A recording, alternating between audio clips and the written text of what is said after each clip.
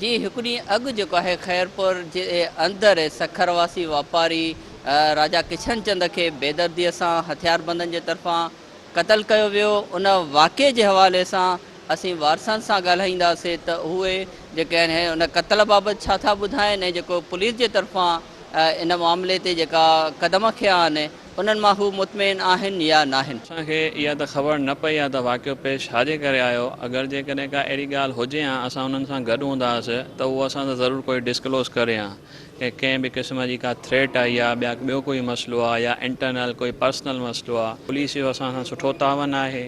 राति B S P साहिबु आया हुया त उनखे बि 2 महीना थी विया आहिनि माणिकमल जे केस खे। उहो बि असांजो चाचो आहे ऐं ज़रूरु उन्हनि जा फर्ज़ंद असां सां गॾु हूंदा आहिनि का ॻाल्हि करे वठंदा।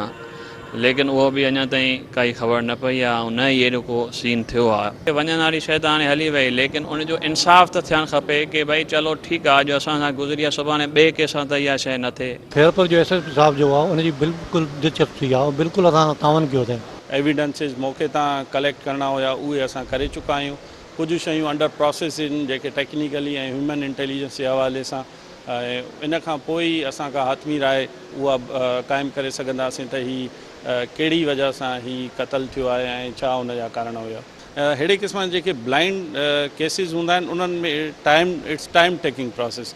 उन्हनि खे ॻोल्हण में टाइम लॻंदो आहे। उन जे लाइ 1 ॾींहुं या 2 ॾींहं या 3 ॾींहं इट्स वेरी टू अर्ली छो जो जेके शयूं ऑन क्राइम सीन मिलंदियूं आहिनि उन्हनि जो फॉरेंसिक थींदो आहे।